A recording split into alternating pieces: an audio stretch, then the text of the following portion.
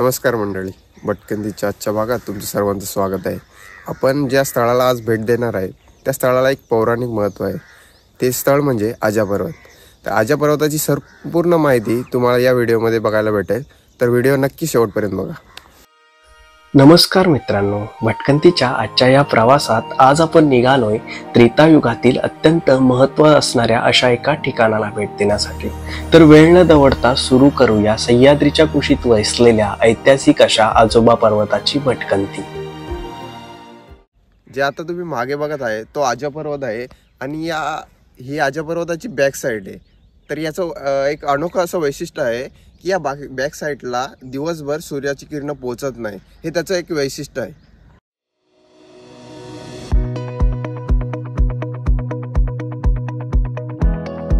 आम्ही पर्वताच्या पायथ्याशी असलेल्या गुंडे या गावात वस्ती करून सकाळी 7च्या सुमारास आजोबा पर्वताच्या दिशेने प्रस्थान केले।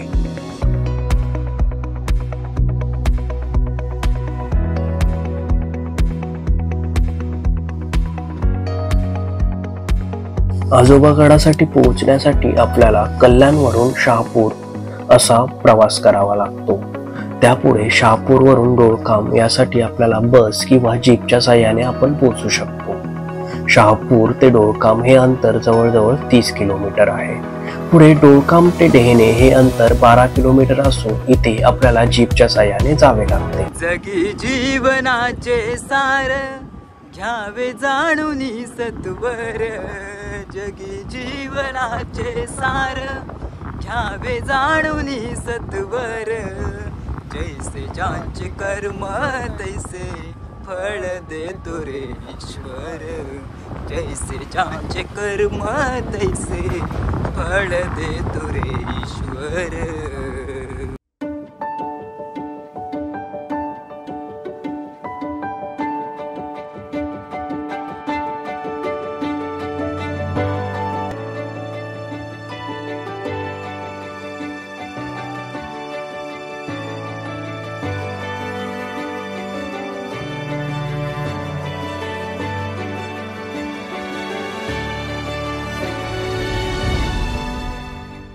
डेनेहून वाल्मिकी ऋषींच्या आश्रमापर्यंत जाण्यासाठी जवळजवळ अर्धा तास लागतो।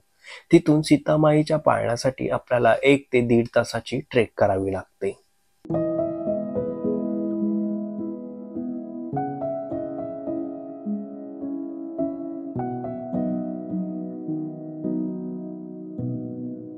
आजोबा पर्वतावर असलेल्या पुराण कथांमुळे, विशेषतः श्रीराम व माता सीतेच्या जीवनाशी संबंधित आख्यायिकांमुळे हे ठिकाण आध्यात्मिक महत्त्व राखते।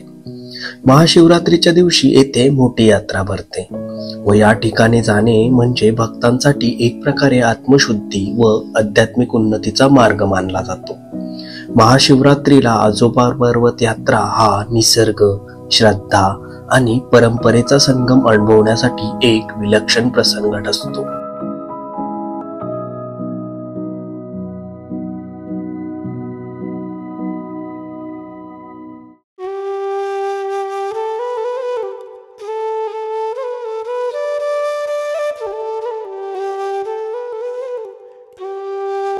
वाल्मिकी ऋषी हे संस्कृत साहित्याचे आद्य कवी व महर्षी म्हणून ओळखले जातात, ज्यांची रामायण ही महाकाव्यात्मक रचना जगभर प्रसिद्ध आहे। वाल्मिकी ऋषींच्या समाधीला भेट देणे म्हणजे त्यांच्या कार्याचे स्मरण करणे व त्यांच्या विचारांपासून प्रेरणा घेणे असे मानले जाते। वाल्मिकी ऋषी हे एक आधी साधारण मानव होते, पण तपश्चर्येने आणि प्रभू श्रीरामांच्या भक्तीने ते महर्षी बनले। त्यांच्या समाधी स्थळावर भक्तगण त्यांचा आदरपूर्वक सत्कार करतात, त्यांच्या काव्यांचे वाचन करून त्यांची स्मृती जपतात। वाल्मिकी ऋषींचा संदेश आजही मानवतेला सत्य, धर्म आणि न्यायाच्या मार्गावर चालण्याची प्रेरणा देतो।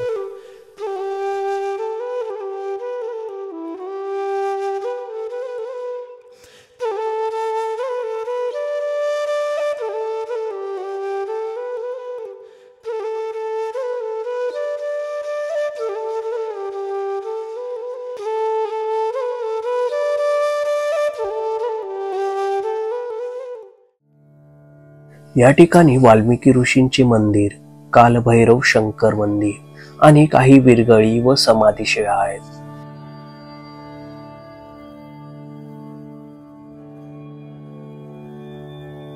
कर्म व्यवस्थित केले नाही तर नशीब चांगले राहतात.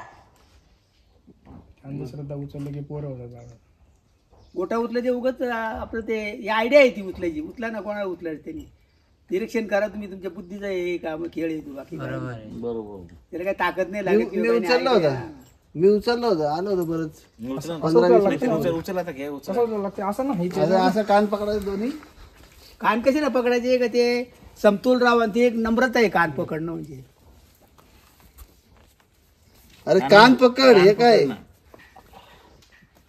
हात समतोल राहण्याकरता कान पकडायचे असतात.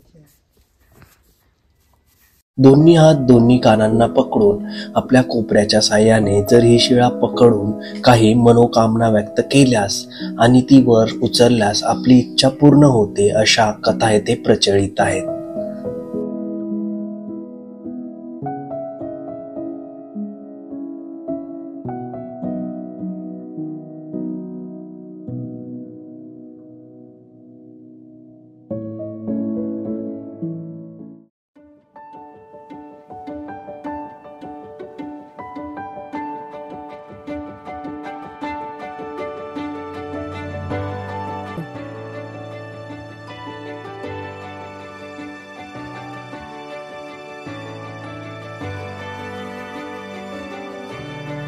आश्रमासमोर एका पायऱ्यांची वाट खाली उतरते. 50 पायऱ्या उतरल्यावर 2 पाण्याची टाक्या आहेत. यामध्ये वर्षभर पाणी असते.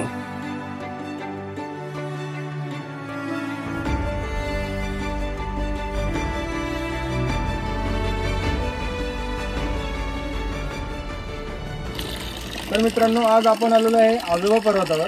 आजोबा पर्वतावर आपण हे जे स्नानकुंड बघताय, हे सीतामाईचं स्नानकुंड असून इथे 12ही महिने पाण्याचा झरा असाच निरंतर चालू राहत असतो.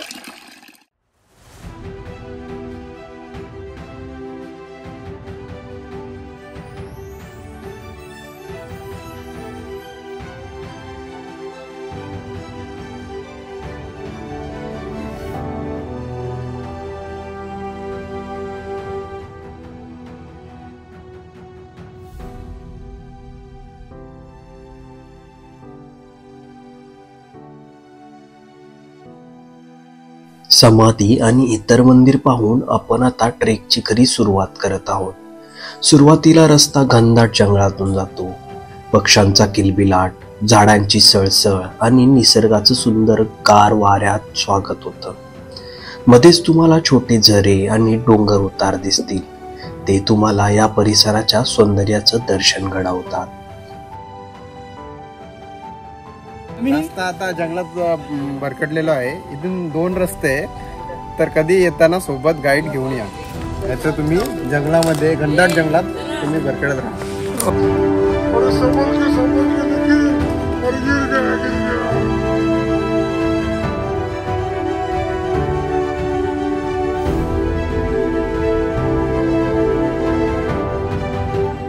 तर आपल्यासोबत आपले सहकारी मित्र संचितजी ठाकूर हिमाचल वरना आलेले हैं. सर, आपको कैसा लग रहा है महाराष्ट्र की नेचर ब्यूटी एक्सप्लोर करके? बहुत अच्छा लग रहा है भाई. मतलब उधर तो बहुत नेचर एक्सप्लोर करने के लिए, इधर का कैसा लग रहा है?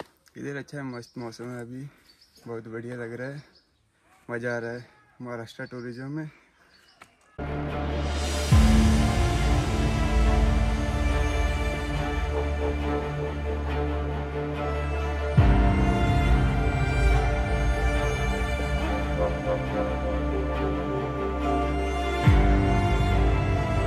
आपली संस्कृती, आपली परंपरा आणि आपला इतिहास जपणे हे अत्यंत महत्त्वाचे आहे. आपल्या देशाच्या प्रत्येक कोपऱ्यात काही ना काही विशेष असं दडलेलं आहे, जे कधी आपल्या ऐतिहासिक शौर्याची तर कधी दैविक शक्तीच्या पृथ्वीतलावरील वास्तव्याची जाणीव करून देत असतात. आणि हे जाणून घेणं अत्यंत प्रेरणादायी आहे.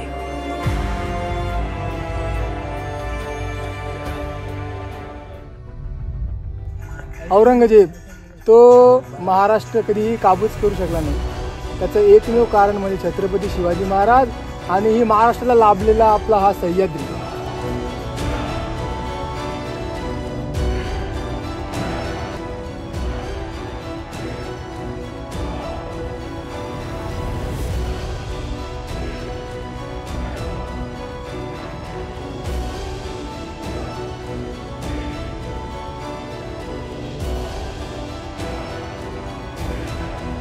सेम किंग कॉंगचं तोंड आहे माहिती का, सेम एकदम सेम किंग कॉंग.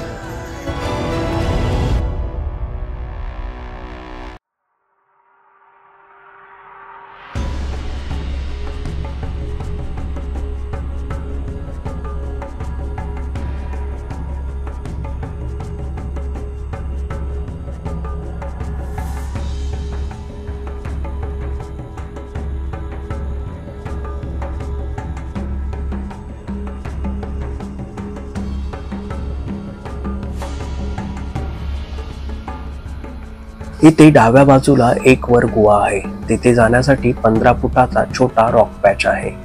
इथे सध्या लोखंडी शिडी बसवलेली आहे. आता आपण जिथे उभे आहोत सीतामाईच्या पाळण्याच्या तिथे आहेत आणि तिथून पूर्ण सह्याद्री रांग आहे. पुढे रतनगड आहे आणि पुढे कळसुबाई अशी पूर्ण सह्याद्री रांग आहे.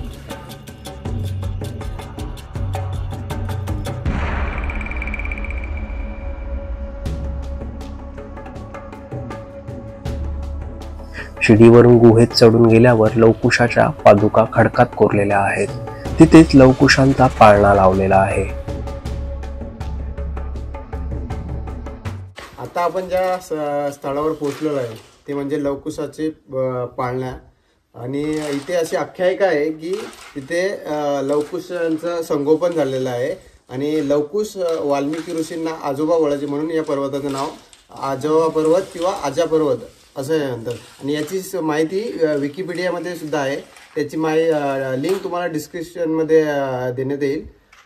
आणि इथेच लवकुशाच्या पादुका दगडाच्या स्वरूपात कोरलेल्या आहेत, त्या सुद्धा इथे तुम्हाला बघायला भेटतील.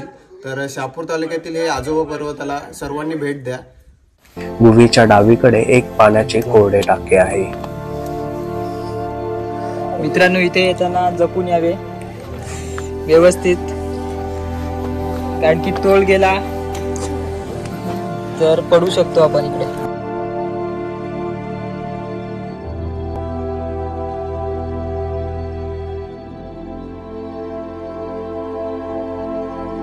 आता आपण आजा पर्वताच्या सर्वोच्च स्थानी आहे जिथे सीतामाईचा पाळणा आहे. आणि हाच तो भाग जो व्हिडिओच्या सुरुवातीला तुम्हाला सांगितलंय जिथे सूर्याची किरणं पोचत नाही. आणि हाच तो भाग. पर्वताच्या टोकावर पोहोचल्यावर समोर दिसणारा नजारा एकदम भव्य होता. एकीकडे कळसुबाई शिखर, दुसऱ्या बाजूला रतनगड, तर समोर उभा ठाकलेला हरिश्चंद्रगडाचा कोकणकडा. इथेच आम्ही काही वेळ बसून निसर्ग सौंदर्य अनुभवलं. पर्वतावरून सूर्योदय आणि सूर्यास्ताचे नजारे अनोखे असतात, ज्यामुळे मनाला शांतता आणि समाधान मिळते. गड किल्ले हे फक्त दगडमातीचे नसून स्वराज्याच्या इतिहासाचे साक्षीदार आहेत. जेव्हा सह्याद्रीकडे आपण बघतो तेव्हा अद्भुत आणि अकल्पनीय हे शब्द तोंडी येतात आणि आठवण येते ती माझ्या राजाची, शिवबा राजाची. अखंड हिंदुस्तान दैवत प्रौढ प्रताप पुरंदर क्षत्रिय कुलवतंस सिंहासनाधीश्वर राजाधिराज श्रीमंत योगी श्री श्री श्री छत्रपती शिवाजी महाराज की जय. धर्मवीर छत्रपती संभाजी महाराज की जय. जय भवानी, जय शिवाजी, जय भवानी, जय शिवाजी. आजचा आमचा आजोबा पर्वताचा ट्रेक खूपच संस्मरणीय ठरला. हा ट्रेक केल्याचा आनंद वेगळाच आहे. जर तुम्हाला धार्मिक आणि निसर्ग दोन्हींचा अनुभव घ्यायचा असेल तर आजोबा ट्रेक नक्की करा. तर मित्रांनो, हा होता आजचा व्लॉग. तुम्हाला आवडला असेल तर लाईक करा, शेअर करा आणि सबस्क्राईब करा. पुढच्या ट्रेकमध्ये भेटूया. तोपर्यंत निसर्गाची काळजी घ्या आणि आनंदी राहा.